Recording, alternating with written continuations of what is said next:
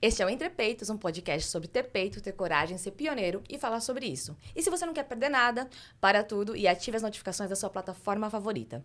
Eu sou a Jéssica Deca e esse podcast surgiu das diversas reflexões que o câncer de mama trouxe para o meu dia a dia. E para refletir comigo hoje, essa aqui eu vou ter que, não vou mentir, vou ter que ler porque é muita informação. Eu trago a doutora Fanny Castelli, oncologista clínica com ênfase em oncologia mamária, formada pela USP e pós-graduada na PUC e, sem dúvida, uma pessoa muito importante para mim, não só pela representatividade do que o câncer de mama tem, o tratamento tem, mas pelo carinho, né, que você teve comigo na nossa primeira consulta, e acho que isso é muito importante, né, a forma que a gente é recebida na nossa primeira consulta, ainda mais quando a gente tem um diagnóstico tão complicado. Seja muito bem-vinda e obrigada por aceitar o convite. Ah, imagina, fiquei super emocionada, não estava esperando, né? Imagina um podcast, que honra, e acho que vai ser muito importante falar sobre esse tema, até para levar informações para as pessoas, né, Jéssica? Que eu lembro quando você chegou, tava lá, assim, com várias dúvidas na cabeça, né? O que vai acontecer agora, né? Nossa. Então, acho que é muito importante. E, assim, hoje a ideia, sem dúvida, de trazer você aqui é que as pessoas possam ver esse vídeo, assim, que recebi o diagnóstico, tô com câncer, e agora? Porque foi assim que eu me senti, Porque, assim, existem as dúvidas que a gente tem no consultório, mas a quantidade de dúvida que a gente tem no momento que a gente sai do consultório é uma loucura. Porque quando você recebe o seu primeiro diagnóstico, o mundo cai, a vida desaba, né? É claro que a gente vai tentar trazer informação, positividade, mas, sem dúvida, o diagnóstico não é fácil, o tratamento não é fácil, a gente precisa estar preparado, as dúvidas surgem a milhão. E aqui a ideia é que a gente ajude as pessoas a passar por isso de forma mais clara, porque existe muita coisa. Existe o diagnóstico, mas existe a vida da pessoa com o diagnóstico. E a gente precisa falar disso também, né? Então, eu acho assim, o problema é que a imagem que a gente tem do câncer, né? Quando uma pessoa leiga, que não é médica, não é da área da saúde, ver alguém recebendo quimioterapia, já vem aquela ideia de sofrimento, e a gente sabe que não é bem assim, na realidade. É verdade. É lógico que quando a gente recebe o diagnóstico, eu sempre tento me colocar no lugar de vocês, que são minhas pacientes, né? Uhum. E assim, é como se fosse uma espada no meio da cabeça. O que está acontecendo agora? Meu chão sair do chão e tal. Uhum. Mas eu acho que com com a nossa conversa aqui, a gente vai poder esclarecer bastante. Com certeza. E vocês chegam com muitas dúvidas, né? Sim. O que eu mais vejo, assim, no consultório, Jéssica, é um sentimento de culpa. Mais ou menos, que eu já estou 2 anos e meio, né? Só mexendo com mulheres com câncer de mama. Uhum. Né? Me especializei no grupo Oncoclínicas, em oncologia mamária, com o Dr. Max. E o que eu tenho observado é que vem esse sentimento de culpa e essa pergunta, né? Por que eu estou com câncer de mama? O que eu fiz de errado, né? Já tive algumas pacientes que eram triatletas. Você não imagina, né? Que uma triatleta vai ter câncer, né? Com certeza. Uma pessoa que faz muita atividade física. Sim. Mas, na verdade, o que é o câncer? É quando as células do corpo humano, elas se dividem, né? Num ciclo celular. Uhum. Só que, às vezes, o DNA pode ter algum rearranjo, pode ter algum dano, e esse ciclo fica desregulado, o que promove aberrações ou mutações aleatórias e acaba desenvolvendo o câncer maligno. Uhum. Tem o câncer benigno, ele pode crescer, mas ele cresce, você retira numa cirurgia e ele não volta mais. E qual que é a diferença do benigno para o maligno, assim? Então, o benigno é o seguinte, ele pode até vir a crescer, mas você retira e ele não volta mais. Tá. Né? Ele pode até ter grandes dimensões, mas normalmente ele não volta. Agora, o maligno, ele tem chance de voltar, por isso, dependendo da localização, você tem que tirar com margem, né? Uhum. Você tem que fazer quimioterapia, acompanhar com exames de imagem, né? Essa é a principal diferença. Eu fiz todos, foi muito bom. Então, isso é uma coisa... Bom, a gente já entendeu, então, que o câncer, ele células se rebelaram. Falaram, não quero mais ser boazinha. É um desarranjo da divisão celular. Ótimo. Elas falaram, é isso, vou mudar, não quero mais. Mas, quando a gente já entendemos também que existe tumor benigno, e quando é benigno, fiquem tranquilas, é só tirar, mó paz, tranquilo. Agora, quando a gente tem a gente é diagnosticado com câncer, e eu tenho hoje também, quem tá aqui comigo é minha mãe no estúdio, minha mãe também teve câncer de mama, e minha mãe teve um tratamento totalmente diferente do meu. Minha mãe tirou a mama e não passou por químio, não passou por rádio, não passou por hormonioterapia. não tem que tomar o remédio. E daí, é muito louco, né? Porque quando eu recebi o meu diagnóstico, eu só ficava, oh Deus, que eu não tenha que fazer químio. Aí quando veio o diagnóstico e falou, você vai ter que fazer químio, eu pensei, nossa, então será que eu vou ter que operar mesmo assim? Vai ter que operar mesmo assim. Vai ter que tomar remédio? Vai ter que tomar remédio. Existem muitos subtipos de câncer e cada um pede um tratamento. Quais são os tratamentos e quais as diferenças do tratamento? Então, por que tem um que tem que fazer rádio, outro tem que fazer químio? Qual que é a diferença que cada tratamento tem? Então, assim, primeiro eu acho que a gente tem que falar dos tipos diferentes, né? Uhum. Então, assim, o câncer de mama, cada subtipo, ele representa como se fosse um sobrenome, né? Uhum. Eu costumo fazer exemplos com as profissões que as pacientes têm, né? Então, vamos supor, você trabalha com marketing. Uhum. Então, para cada cliente que você vai fazer evento de marketing, você tem um evento lá que você vai montar de uma maneira. E a mesma coisa com o câncer de mama. Para cada subtipo, você tem um tratamento. O da sua mãe, pelo que ela me disse, era um encapsulado que fica dentro do ducto, que é o carcinoma ductal in situ. Uhum. Dependendo do que vem na imunohistoquímica, e o que é a imunohistoquímica? Quando você pega, faz a biópsia ali da mama, você pega uma parte do tecido, analisa, vê os receptores que tem, e de acordo com aqueles receptores, você tem o seu subtipo, né? O da sua mãe era o carcinoma ductal in situ, provavelmente deveria ser receptor hormonal negativo e HER2 negativo. Por isso que não fez nada depois. Uhum. Se ela viesse com receptor hormonal positivo, ela teria que fazer endocrinoterapia por 5 anos, tá? Eu lembro que quando eu vi o resultado do meu imunohistoquímico, eu estava trabalhando e eu estava em evento. E o Dr. Google, né? Porque a primeira coisa que você faz, infelizmente, gente, a gente adora, mas errei rude também, viu? Não recomendo, por sinal. Por quê? O que eu fiz? Peguei o meu diagnóstico e fui pegando cada tequinho e jogando no Google, entendendo. Daí, quando eu vi reage ao hormônio, eu falei, yes, vou virar Juju Salimene, porque vão me dar hormônios e eu vou ficar assim forte, vai ser uma coisa louca. Quando eu entendi que, na verdade, era o oposto, meu câncer se alimentava dos hormônios, eu teria que bloquear os meus hormônios, me veio a primeira questão, caramba, o que isso implica na minha vida? E isso teve várias e vai ter várias implicações, né? Eu nunca mais vou poder, por exemplo, fazer reposição hormonal, produtos que tenham hormônio. E é uma doideira, né?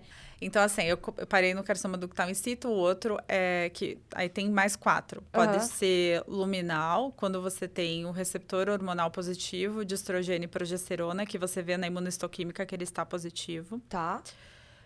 Pode ser o luminal HER, que tem o receptor hormonal positivo e o HER2 positivo. Uhum. O HER2 puro, que é o receptor hormonal negativo e o HER2 positivo.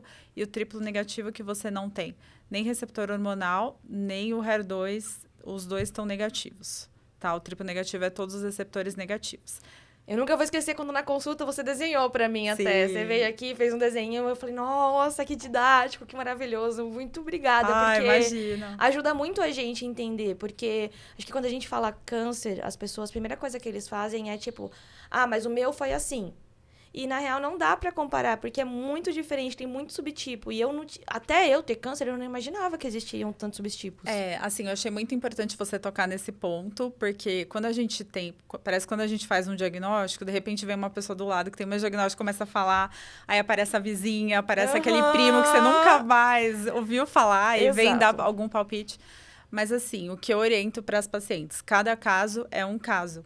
Se você pega e acha que, de repente, você tem uma pessoa próxima que, de repente, o câncer de mama não foi tão bem e você achar que o seu é daquele jeito, você está errado. O seu caso é único, né? Uhum. E sempre tentar se informar com o seu médico, porque é natural que as pessoas vão buscar no Dr. Google, né? Isso é uma coisa que gera curiosidade. Imagina quando você recebe aquele diagnóstico, você fica com ansiedade também, né? Sem informação, sem saber, e acaba indo buscar informação. Claro. Então, é bem natural, mas a gente saber que cada tipo de câncer, né? De acordo com o tamanho, de acordo com o grau, né?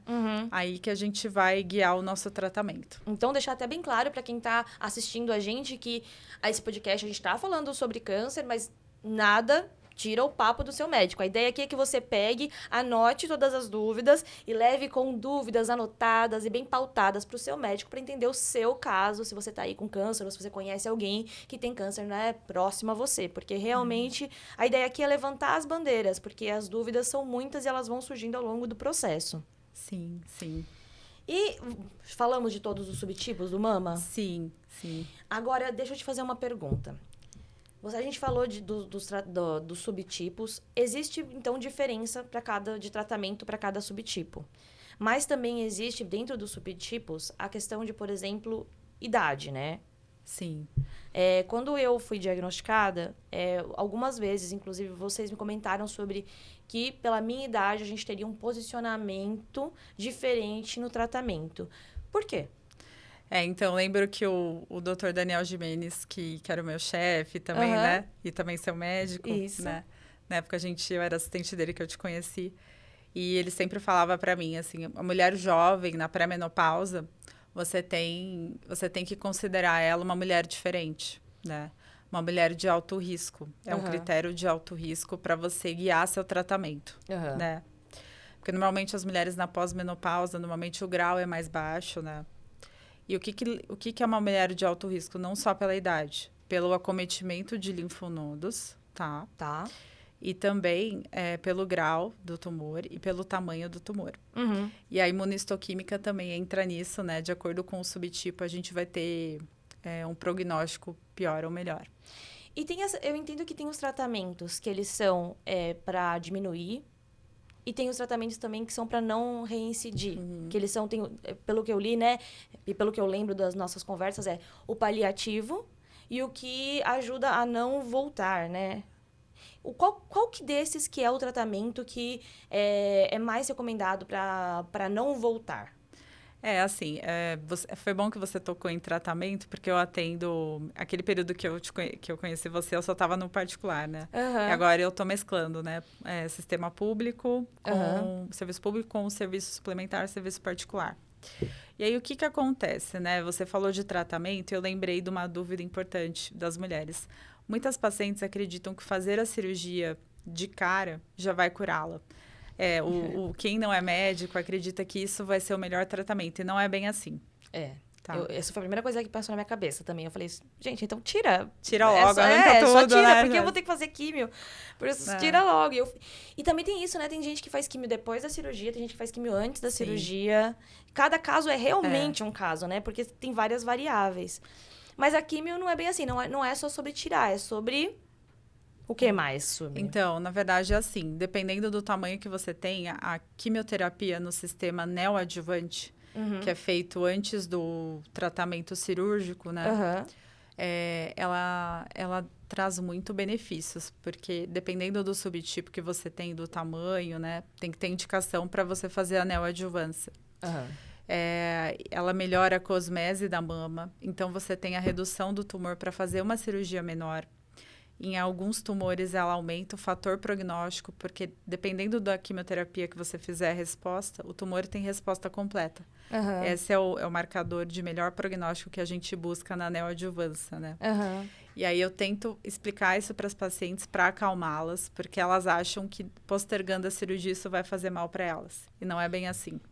Eu sou testemunha. Eu tinha acho que era 2,3 quando eu entrei, quando eu descobri, quando eu comecei a químio, porque a gente tem que fazer vários exames, né? Assim que você descobre, antes de começar a químio, você tem que passar ainda por um batalhão de exames.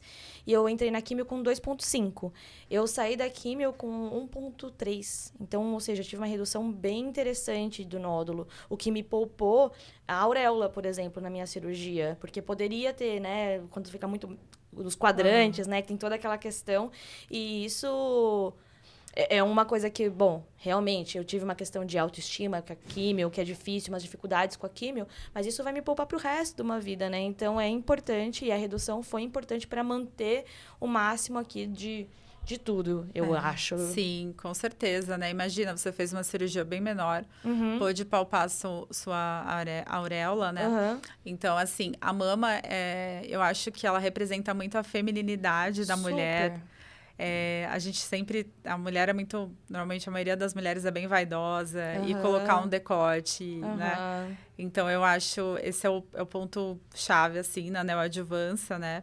Eu acho que o que as pacientes temem também Jéssica, é que as imagens que vêm de novelas... Eu lembro que tinha aquela novela Laços de Família. Eu não... Que tinha a Camila que estava tratando, mas o dela não era câncer de mama, eu acho que era leucemia. Uhum. E aí já mostrava ela careca, chorando. E hoje em dia tem muito recurso para você fazer. Sim. Então, por exemplo, quais os principais efeitos de quimioterapia, né? Pensando já aí na informação aí para dar para as mulheres. Uhum. Pode dar náusea, né? Pode dar queda de cabelo. Acho que a queda de cabelo impacta na autoimagem, na autoestima. Acho que você passou por isso, né? Muito, demais. Feminilidade também, né? Uhum. Cabelo é a moldura do rosto da mulher, né? Com certeza. Quando eu fiquei sabendo, né, que eu ia ter a alopécia, eu fiquei bem assim, meu Deus, eu não quero ter a cara da doença. Porque, é claro, eu acho que a sua relação com a queda de cabelo, ela é muito particular. Eu não queria ter a sensação do meu cabelo caindo constantemente. Então, eu optei por cortar meu cabelo antes que ele caísse. Então, eu falei, olha, quando vai cair? Depois da quimio, vai cair em 15 dias. No 14º, eu saí para cortar o meu cabelo.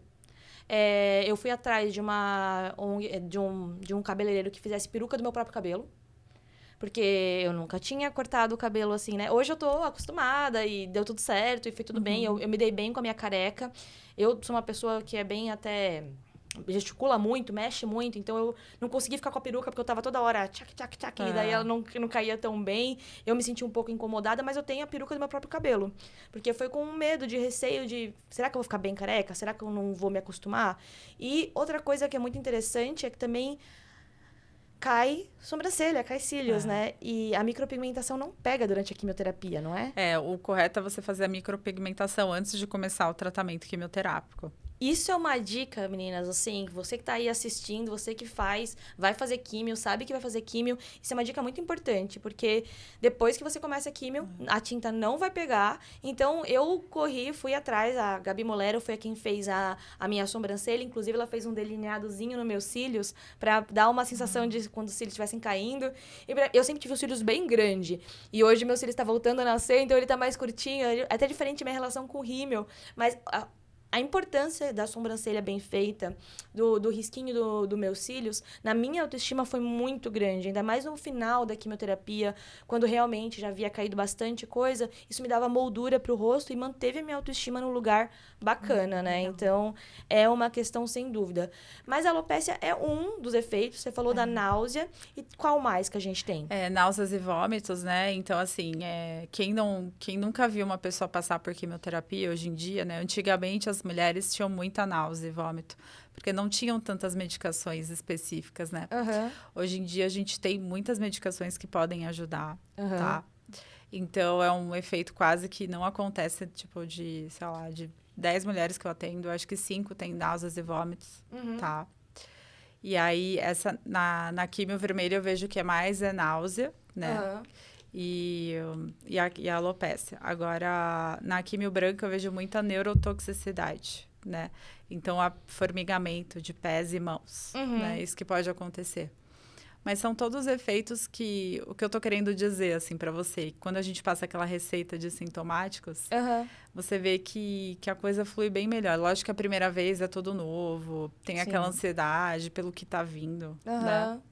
E o que a gente orienta também é vocês manterem atividade física. Fundamental. Durante a quimioterapia, eu sei que muitas mulheres têm vergonha porque cai o cabelo e não querem aquele olhar. Uma paciente me disse, e eu peguei exatamente o que ela estava sentindo naquele momento, assim. Ela me disse, olha, não sei se vou para academia. Eu já entendi que ela estava com vergonha porque o cabelo ia cair, né? Então, a peruca acho que ajuda nesse sentido. Super. Porque é horrível uma pessoa olhar para você e sentir pena. Eu acho que não...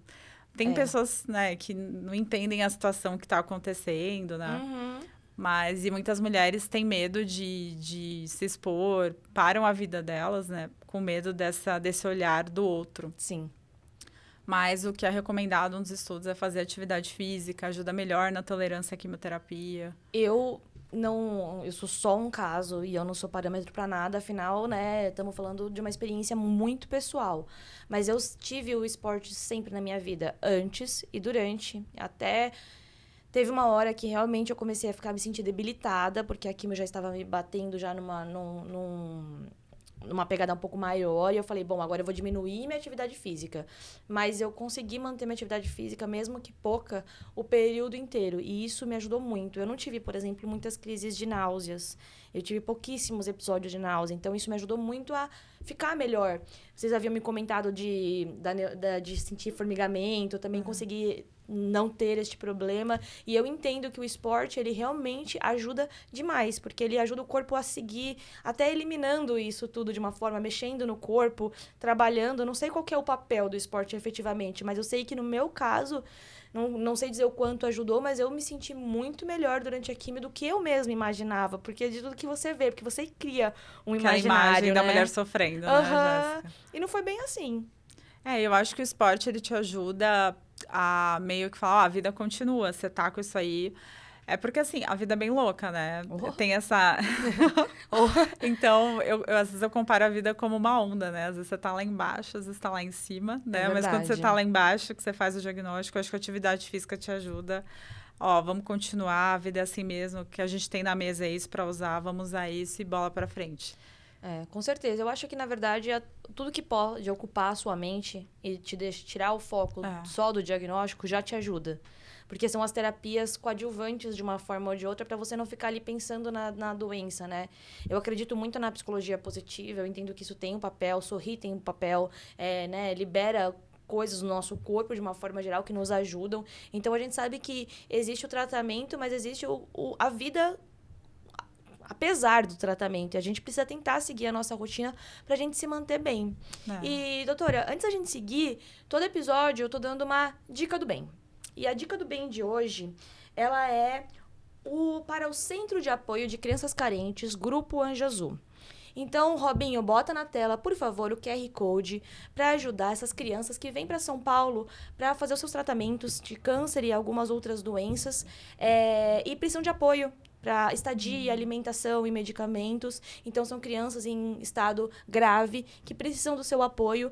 As causas são diversas, né? O câncer de mama é uma delas, mas são tantas doenças que a gente vê por aí, o que a gente pode ajudar. Às vezes, R$60 pode fazer a diferença tanto para uma vida, R$10, R$5, toda ajuda faz diferença. Então, essa é a dica do bem de hoje. E, doutora, pensando que a gente já falou aí um pouquinho da quimioterapia, e a rádio? A rádio normalmente é assim, né? Tem dois cenários. Você faz vamos supor, uma mulher que fez quimio neoadjuvante, operou. Dependendo da cirurgia que ela fez e se ela tem acometimento linfonodal, na cirurgia conservadora, que é o quadranotectomia ou setorectomia, as pacientes sempre ganham a rádio. Você sempre tem indicação de rádio. E se tem acometimento linfonodal logo no início, e você também faz depois, né? Agora, a mastectomia vai depender do tamanho do tumor. Se for maior que 5 centímetros, tiver linfonodo acometido, ganha. No período da rádio, depois de 6 meses, vocês têm que ficar sem tomar sol. E 2 meses sem entrar na piscina. E a radioterapia é um ponto importante que você tocou, porque lá você vai encontrar muitas pessoas em diferentes situações. E aí, o que eu oriento para minhas pacientes é não ficar puxando muito papo, porque, de repente, vem uma pessoa que não está na mesma situação que você, na mesma vibe. E aí você acaba achando que você vai ficar igual ela e não é assim. Só entrar na rádio e depois sair. Eu costumo dizer que a rádio demora mais tempo para você chegar lá, porque a sessão de radioterapia é bem curtinha, né? E aí você logo vai embora. Demora mais para chegar na rádio do que a radioterapia em si mesmo. Então, eu tive uma quimioterapia longa. Porque eu fiz a quimio mais a imuno. Eu tive quase 8 horas de infusão. Era de 6 a 8 horas que você chega na quimio, eles fazem a medicação, eles medem sua pressão, vê se você tá bem. Você tem que fazer toda vez, antes de entrar na quimio, você tem que fazer exame de sangue para ver se você tá apto a receber. Porque você tem que estar também... Isso eu acho que as pessoas esquecem de falar, né? Para você se tratar, você tem que estar saudável. Né? Você tem que se manter saudável, porque você não pode estar... numa quimioterapia com alguns índices baixos no exame de sangue, né? Eu acho que tem alguma coisa assim. E... eu lembro que na quimioterapia eu demorava muito, mas quando eu fui para o radiologista, porque o meu caso, eles fizeram alguns exames, eles entenderam se eu ia precisar ou não de rádio, eu acabei não precisando, mas foi um debate entre o meu grupo de médicos para ver se eu faria rádio ou não, e eu acabei indo lá na consulta 2 vezes com a radioterapia. E eles falaram, olha, é muito rápido e é diferente, né? Porque a quimioterapia você tem ou semanal, ou de 21 em 21, eu fiz de 20 em 21, Mas a rádio você faz todo dia, né? Você É. faz uma coisa meio que constante, rapidinho. Então, é um período muito curto de uma coisa rápida. E que você fala, cara, como isso tá me ajudando? E a rádio, ela faz o quê com as células? Porque eu entendo o efeito dela, mas ela faz o quê com as células? Na verdade, assim, eu acho que é mais essa parte da biologia, né? Ela meio que para ali o crescimento da célula. Então, ela evita a recorrência local, né? Ótimo. Mas essa parte eu acho que você podia explorar mais com o radioterapeuta mesmo. Então, assim, ó, o radioterapeuta, vou te chamar pra cá, porque a gente tem muito pra falar de radioterapia também. Pausa pros reclames do Plim Plim. Uma semana depois da gravação desse episódio, os médicos me chamaram de novo na radioterapia. Eles debateram entre eles e por meus exames antes do tratamento não darem 100% de certeza se meus linfonodos estavam acometidos ou não, eles optaram por me tratar com a radioterapia também. E vocês vão saber mais disso nos próximos episódios e nas nossas redes sociais. Agora, bora voltar pro nosso episódio novamente. Muita gente veio me perguntar se quimioterapia doía. Ah, sim, né? Gente, quimioterapia não dói, tá? Quimioterapia não... Nossa, essa pergunta é engraçada. Eu também, eu nunca imaginei, mas vieram me perguntar, a quimioterapia dói? Eu falei, não, a quimioterapia, pelo contrário, a quimioterapia, eu saio da quimioterapia muito bem. O que me pegava no sintoma da quimioterapia era 2, 3 dias, que depois eu vinha com umas coisinhas a mais e tal. Os sintomas começavam a bater, mas o dia da quimio, ele era bem tranquilo. A quimioterapia, ela fica 72 horas no nosso corpo, né? Aham. E só que a toxicidade, ela pode durar um pouquinho mais que isso, dependendo de cada caso, de cada mulher, né? Doutora, deixa eu fazer uma pergunta. Quando as pessoas vão no seu consultório falar de câncer de mama, quais são as 5 principais dúvidas? Então, as 5 principais dúvidas, eu acho assim, quanto a essa questão da cirurgia que eu te falei, por que eu não opero de cara? Que a gente já comentou, da neoadjuvância, né? E também se o cabelo vai cair. Muitas perguntam se o cabelo vai cair. Sim. Deixa eu ver o que mais. Quais as comidas que podem comer, né? Então, eu peço para evitar a comida japonesa, que é uma comida crua, né? Lavar bem frutas e verduras. Evitar doces que dá mais náusea. Tentar beber água aquela água saborizada com limão ou com rodela de laranja, né?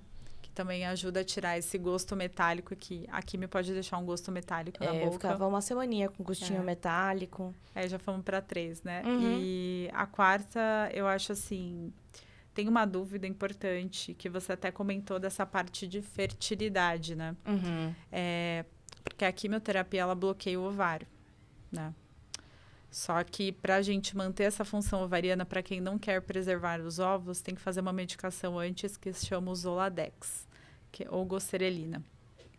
Tá? Mas a maioria das pacientes, que ela inibe o ovário, mas a maioria das pacientes faz o congelamento de oócitos, e acho que foi o que você fez.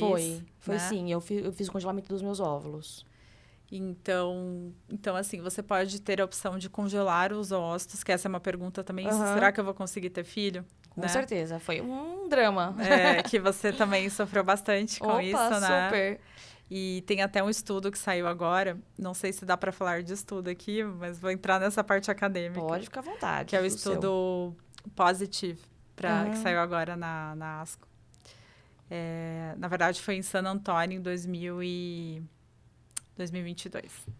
E esse estudo, para as mulheres que têm receptor hormonal positivo somente, não ter o caso. Para que tiveram receptor hormonal positivo, elas usavam 18 meses de tamoxifeno. E depois elas poderiam interromper esse tamoxifeno e poderiam engravidar. Normalmente, para HER2 e triplo negativo, a gente deixa tratar 2 anos e depois deixa engravidar. Tá? Mas aí vai depender do caso, né? Se eu estou num cenário que a paciente já está metastática, que está precisando daquela quimioterapia ou hormonioterapia, eu vou rediscutir em equipe, né? Uma decisão compartilhada. Não é todos os casos que a gente meio que para o tratamento e aí permite que essa paciente engravide.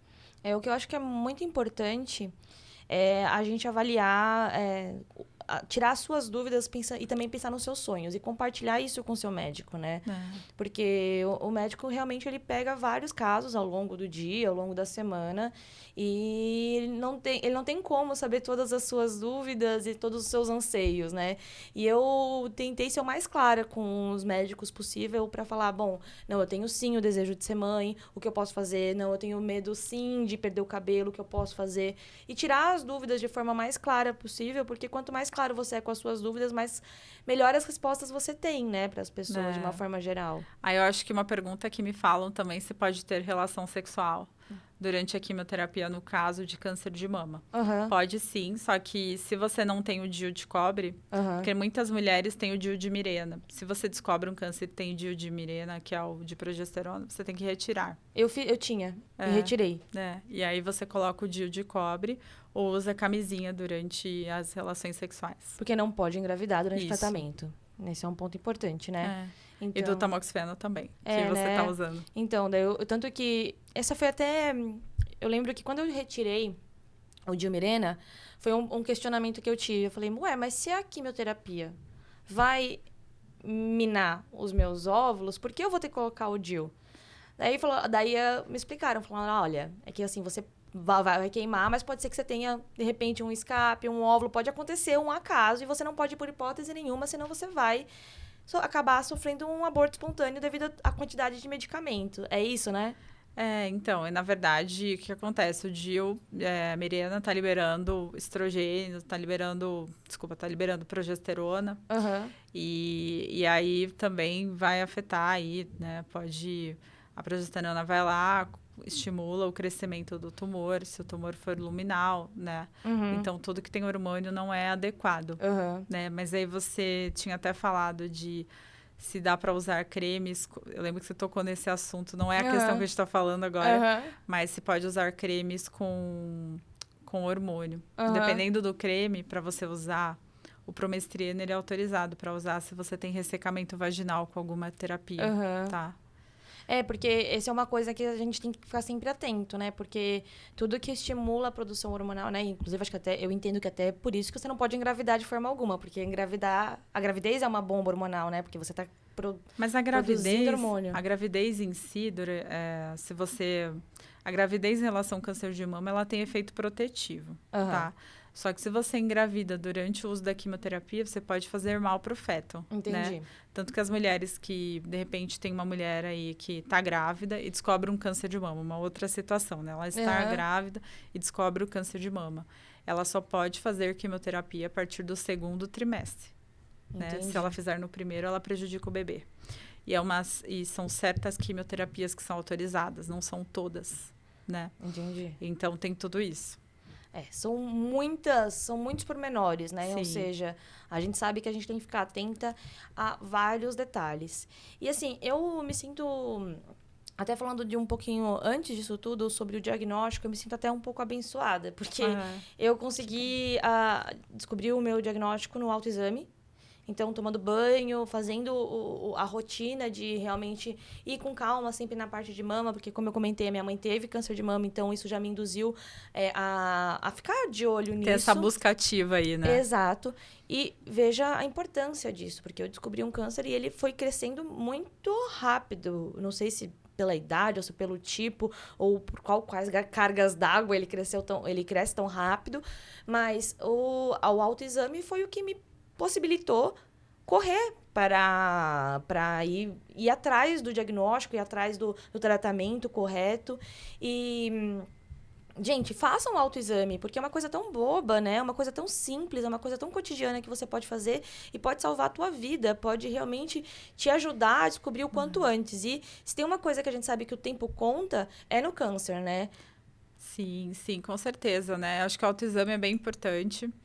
E eu vejo que falta esse tipo de educação de saúde mesmo, né, Jéssica? Para as pacientes que são menos favorecidas economicamente e socialmente. É verdade. Né? Então, eu acho que você fazer como se fosse um evento ou um evento mesmo falando sobre a importância do autoexame, eu acho que seria importante, né? A mamografia a partir dos 40 anos para todo mundo, né? e fazer essa mamografia de maneira uma vez ao ano. Uhum. O que a gente viu na pandemia é que as mulheres pararam de fazer mamografia, os tumores chegaram maiores, Nossa. né? Isso que eu pude notar. Uhum. E também dessa parte de você fazer autoexame, eu lembrei de uma coisa que eu acho que, não sei se você vai tocar nisso, mas que muitas mulheres tem uma fase de negação, né? Eu pego muito isso no consultório também. Uhum. E aí elas vêm e se sentem culpadas por aquilo, mas a fase de negação faz parte, algumas acabam tendo mesmo. Uhum. Então, eu acho que esse é o intuito do nosso podcast aqui, Com né? certeza. Do seu podcast Entre Peitos. Tá com suspeita, tá na dúvida se é lesão ou não, procura seu médico, pede para ele um exame, um ultrassom, uma mamografia para fazer. certeza. Na dúvida, peça exame. Na né? dúvida, peça exame. Sempre porque vá atrás. Vá atrás, porque assim, se não for nada, ótimo. Se for alguma coisa, trate o quanto antes, né? Sim. A gente sabe que o quanto antes você trata, antes você tá curada. E graças a Deus, a gente vive num momento da saúde muito bom, ou seja, a gente tem sim muitos tratamentos, muitos estudos, principalmente sobre câncer de mama, que é um câncer bem estudado, e o índice de cura é muito alto, né? Sim. Então, quanto antes você descobre, antes você trata, mais rápido você é curada. Todo dia pode ser um dia a menos de câncer, no momento Sim. que você está tratando, você já está se curando, né? Agora, uma dúvida, um medo, na verdade. Reincidência. A recidiva, né, da doença. Então, de repente, tem uma mulher ali que fez quimio neoadjuvante, fez uma cirurgia, fez a rádio, usou hormônio e recorreu à doença. Isso pode acontecer, tá? Às vezes acontece, tem uma margem comprometida ali, a radioterapia não pegou adequadamente na cirurgia. E aí, eu acho que quando tem a recorrência, é mais uma vez que você fica sem chão. Quando tem o diagnóstico e quando tem a recorrência, né? Por que recorreu? Por que isso está acontecendo comigo? Então, se você falando de recorrência, eu vou falar em prevenção de recorrência. Perfeito. Então, toda vez que você faz o diagnóstico de câncer de mama, a gente recomenda muito às mulheres fazer atividade física, deixar de serem sedentárias, perder peso, porque a gente sabe que sobrepeso e falta de atividade física aumenta a chance de recorrer. Uma mulher que é gordinha, que é obesa, ela tem mais androgênio no corpo. E esse androgênio, na periferia, ele pode ser transformado em estrogênio, que vai estimular um tumor aí, um luminal, por exemplo. Entendi. Então, a orientação é que perca peso, né? E também faça atividade física. Mas não é porque a orientação é perder peso que você vai ficar uma louca da dieta, né? Eu acho que quando as mulheres fazem diagnóstico de câncer de mama, elas dizem, mas tem uma dieta adequada, aquela dieta anti-inflamatória. Eu não concordo muito com isso, porque você já está com um diagnóstico de câncer que é uma barra. E ainda vai fazer dieta com todas aquelas coisas assim, eu só posso comer aquilo, eu não posso comer um bolo que eu gosto, uma massa que eu gosto. Eu te digo, não, vá com moderação, comendo tudo que você pode e aos pouquinhos a gente chega lá. Eu fiz a imunoterapia. Ainda faço, né? Porque acho que é anticorpo. Anticorpo. O trastuzumab. Esse mesmo. E eu tive ao contrário, eu tive muita diarreia. Isso pode dar. E foi o meu caso. Glória a Deus. Mas o que acontece? Com isso, eu fui na nutricionista, né, especializada em oncologia, ela falou, bom, então você vai ter que trabalhar melhor o quê?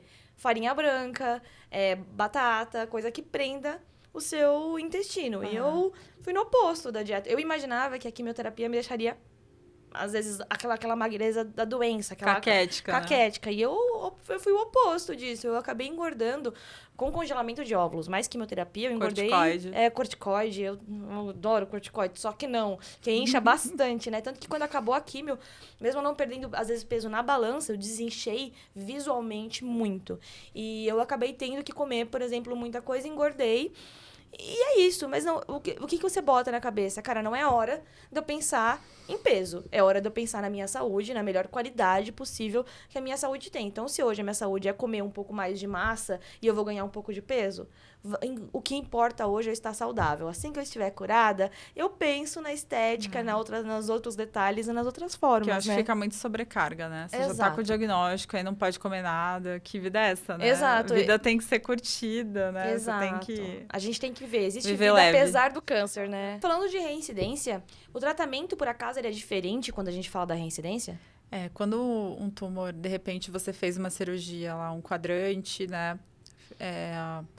Fez quimio, de repente apareceu um novo nódulo na mama, a gente tem que fazer uma biópsia. Dessa biópsia, detectar o subtipo. De acordo com o subtipo, né? Que eu lembro que eu comparei o subtipo com o sobrenome. A imunistoquímica que vai dar. De acordo com essa imuno que a gente vai fazer o tratamento. Mas vamos supor que uma paciente manteve o mesmo subtipo, era um triplo negativo, fez uma quimio vermelha logo no início, fez antraciclina, ciclofosfamida, seguido de paclitaxel. Na recorrência, a gente faz um taxano e uma ciclofosfamida. A gente faz outro tipo de combinação. Mas é lógico que isso a gente vai avaliar outras partes que estão na imuno, que fica difícil eu te dizer uma quimio certeira. Mas a gente tem que modificar um pouquinho. Entendi. E depende do tempo, né? Então, vamos supor, se você pode ser uma recorrência menos de 5 anos, fala mais a favor de ser o mesmo subtipo, é lógico que a biópsia que dá lá o resultado final, né? A imuno. Só que se um tumor volta depois de 14 anos, provavelmente é um novo tumor. Né? Entendi. Mais que 10 anos a gente considera um novo tumor. Entendi. E daí todo um estudo novamente para entender Isso. qual é o caso ideal. E daí, doutora, a gente começa a caminhar para o fim do nosso podcast. Que pena, tá tão E bom. eu queria te fazer uma pergunta. Dá para ser feliz apesar e com o câncer? Eu tô olhando pra você, né? Você tá aí saltitante. Tô brincando, mas assim, eu acho que sim, né? Todo mundo passa por momentos difíceis, né? Sim. Lógico que você pode ter um câncer, de repente você tem um familiar que está muito doente, tem um luto aí, uma perda de uma mãe, né? Ou de um pai. De repente um acidente, acaba perdendo seu filho. Então, são situações delicadas e o câncer tá nelas, né? Então, eu acho que vale a pena um acompanhamento psicológico. Sempre. Eu acho que você disse que fez terapia, né? Eu fiz. Eu faço... Eu faço ainda, né? Eu acho que autoconhecimento é tudo nessa hora, né? Sim. Então, o que eu percebo é que as mulheres que não fazem terapia não desabafam tanto. Mas é lógico que a gente tem que respeitar a vontade do paciente, né? Sim. Se ele quiser fazer a terapia, a gente encaminha, né? E tem alguns terapeutas que são especializados só em oncologia, que é bem interessante hoje em dia, né? Uma especialidade dentro da psicologia. Para entender também o quanto comum isso tá. Infelizmente, é uma doença cada vez mais comum. Então, as especializações, né? Eu acho que o apoio à doença, ele vem crescendo exatamente por isso, né? Então, assim, eu acho importante porque a terapia, ela te dá autoconhecimento, ela te dá controle nos momentos difíceis. Sim. Que vão aparecer mesmo. Existem diferentes. Super. E, então, eu acho que é um apoio e também te faz abrir a mente, né? Porque às vezes a gente tá lá, eu vejo que algumas mulheres que eu atendo, elas sofrem só de ir para consulta. Sim. É um grande sofrimento, sabe? É um fardo. Porque assim, quando elas estão recebendo quimio, doutora, mas eu podia estar no shopping passeando, eu podia estar com meu filho em casa. Mas tentar levar de uma maneira mais rotineira, mais leve, é o ideal. Perfeito. Não é o que acontece. Às vezes não é com todo mundo que acontece. Mas se conseguir fazer isso, a terapia é um grande aliado. Com certeza. Eu tentei e sigo tentando fazer disso um mantra para minha vida, de todo dia é um dia menos de câncer. Se eu já estou tratando, eu já estou cuidando, já estou caminhando para a cura. Então, eu estou fazendo a minha parte. O que é importante é você, como paciente, fazer a sua parte. Manter a sua vida ativa, fazer as suas atividades físicas, pensar que a sua saúde é sim a sua prioridade, é uma coisa que você vai ter que sempre ficar de olho. Então, a saúde não é só a física, a saúde também é a saúde mental. Nós podemos sim fazer as coisas serem o mais leves possíveis, tendo em vista que você não tem o poder de mudar o seu diagnóstico. Então, você tem que lidar com o seu diagnóstico. Porque, infelizmente, a gente, como pessoa que está com paciente, não tem como tirar o câncer da gente. Então, tem que aprender a viver com ele, apesar dele, e não se abandonar, né? Eu entendo que o diagnóstico, ele não pode tirar o protagonismo da minha vida, do meu controle sobre a minha vida, sobre os meus sonhos, sobre as minhas metas, sobre os meus propósitos. E por isso que é tão importante a gente tentar seguir a nossa vida rotineira para não deixar o câncer tomar esse protagonismo e nunca esquecer que a sua prioridade é o seu tratamento, porque é ele que vai te levar à cura para que você volte à vida que você tinha, porque vai voltar, né? Se você fizer o protocolo, é claro, infelizmente existem casos que a gente sabe que não tem cura. E daí a gente vai falar disso até em outro episódio, sobre falar sobre luto, porque o luto é uma realidade, ainda mais uma doença como essa. Eu mesma perdi um tio pro câncer, então eu também convivi com luto na minha família por essa doença. Então, você vê que só na minha família eu tenho um tio que faleceu de câncer, eu tenho minha mãe que curou do câncer, eu tenho um vô que teve câncer de garganta e também superou, viveu pra caramba depois, arrasou. São Paulo, saudades, meu vozinho, morreu de outra coisa. E tem eu que tô aqui me tratando ainda, né? Porque fiz químio, faço imuno, fiz a cirurgia e tomo tamoxifeno, tô nos primeiros meses de tamoxifeno, e o tamoxifeno vai me acompanhar aí pelo menos 7 anos na minha vida. Eu acho que foi bom você ter tocado nessa parte da família, que alguns pacientes acham, tem alguns casos que não vão muito bem na família, acham que o deles vai ser igual. E não é bem assim, o seu caso é único, né? É isso. Então, você tratando o seu caso como único, procurando ajuda, tudo vai fluir bem. É verdade. Doutora, agora uma dúvida pessoal. Por que você escolheu oncologia? Então, no começo eu gostava, sei lá, eu acho que a oncologia é uma especialidade que ela te desafia o tempo todo, né? Porque você, de repente, você fala para um paciente que o diagnóstico dele, que ele está com câncer, você recebe uma paciente lá, paciente chorando, né? Então, você lida com momentos delicados, né? Sim. Mas eu acho que o fato de te desafiar o tempo todo, você tem que sempre estar estudando, porque sempre tem tratamento novo. Todo congresso a gente vê uma novidade. E esse fato de eu ter que me colocar... Eu acho que a oncologia é uma especialidade que precisa do oncologista ser muito humano, né? E você é, doutora? Obrigada. Obrigada. Eu tento, dou o máximo aqui, né? Tento cobrir tudo. Eu sou prova viva. E eu acho que o fato de eu ver os pacientes, alguns pacientes já em estágio avançado, né? Sim. Que não conseguem nem se alimentar, alguns. Né? Não vai ser seu caso, que você já está curado, já está tratando, já está super bem. Mas você tem que valorizar as pequenas coisas da vida. Eu acho que essa especialidade faz com que eu valorize isso. E eu resolvi fazer oncologia porque eu li um livro do Drauzio Varela. E o livro dele tentando lembrar o nome agora. Depois a gente joga aqui na tela. O Robinho coloca o livro, sempre você procura em casa, o Robinho joga na tela. Eu tô tentando lembrar agora. E aí, esse livro que ele trazia várias crônicas, e uma das crônicas me chamou bastante atenção. Que eu acho que remete muito o que a gente pensa sobre o Instagram, quando a gente vê o Instagram, ele só mostra coisas bonitas, né? Fotos bonitas, aquela ilusão que a vida só tem coisa boa, e você sabe que na realidade não é isso. Não é bem assim. E aí o Drauzio, ele estava fazendo estágio na Suécia e viu um casal perfeito, assim, os suecos, né? Aquele perfil nórdico, loiro, de olho azul, tudo é o perfil que todo mundo valoriza, né? Nessas sociedades que tem muito preconceito.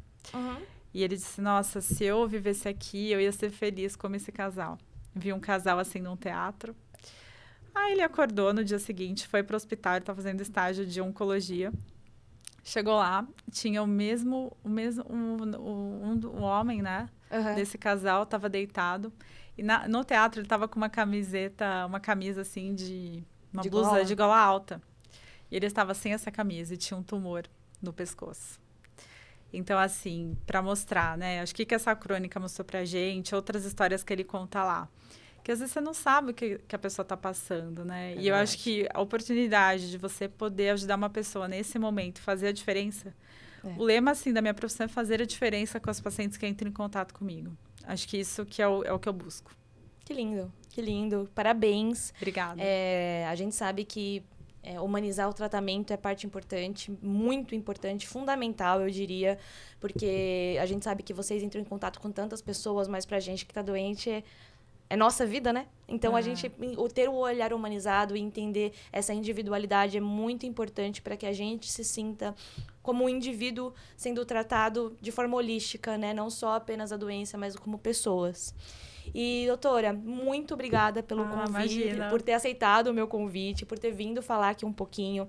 Eu espero de coração que a gente consiga ajudar quem está em casa, recebendo esse diagnóstico, entender um pouquinho que cada caso é um caso, não se desespere com o seu caso, vai dar tudo certo, não deixe para sentar no sofá quando você estiver tratando, antes de ter o seu diagnóstico completinho, o seu tratamento desenhado, corra atrás, dê isso como prioridade, cada dia é importante na cura, e eu não tenho como passar agora sem agradecer todo mundo que está fazendo esse podcast acontecer junto comigo. Então, eu aproveito para agradecer a Chili Beans, a Face Doctor, a Melissa, o Rei do Mate, o Estúdios Flow, que estão ajudando a impulsionar este projeto. Ó, Canecas, que trouxe essa linda caneca pra gente. E, gente, curta, comente, compartilha. Informação boa é para compartilhar. E a gente espera que o nosso propósito aqui tenha sido cumprido com informação boa, de qualidade. E falar para vocês que o diagnóstico ele não é o fim. Existe vida além e apesar do câncer. E a vida pode ser linda com isso também. Então, vamos desmistificar o câncer, vamos quebrar esse tabu. E existe muita gente válida apesar disso, com isso. Então, a gente sabe que o podcast está aqui para dar informação de qualidade, para que a gente continue ocupando os espaços e trazendo alegria apesar de tudo. Doutora, muito obrigada. Eu que Seja agradeço. muito bem-vinda. Eu agradeço a oportunidade desse convite, né? Eu acho que sempre é importante levar informação, né? A pessoa que não tem informação, ela acaba esperando alguma coisa da doença que, na realidade, não é aquilo, né? E agradeço o convite aqui, né? E é importante, assim, divulgar nosso trabalho, né? Com certeza. Jéssica. Fica à vontade. E eu sou oncologista focada em tumores femininos, principalmente câncer de mama. Eu trabalho no Hospital da Mulher, que era o antigo Pérola Byton. E também estou trabalhando em São José dos Campos, na Clínica COI, e no Hospital Pio XII, no sistema público. Clínica COI é o sistema particular. É isso. Obrigada. E se você quer ajudar o Entre Peitos a trazer mais episódios com mais gente legal, você fique à vontade para agora doar para nossa vaquinha do Entre Peitos, onde toda a doação ela é revertida em novos episódios. Se você é profissional de alguma área e você acha que faz sentido você estar aqui na mesa com a gente, é só mandar um comentário que vai ser um prazer entender um pouquinho mais e compartilhar ainda mais sobre tudo que a gente vem aprendendo juntos. É isso, gente. Até o próximo episódio. Um beijo enorme. Obrigada, gente. Tchau, tchau.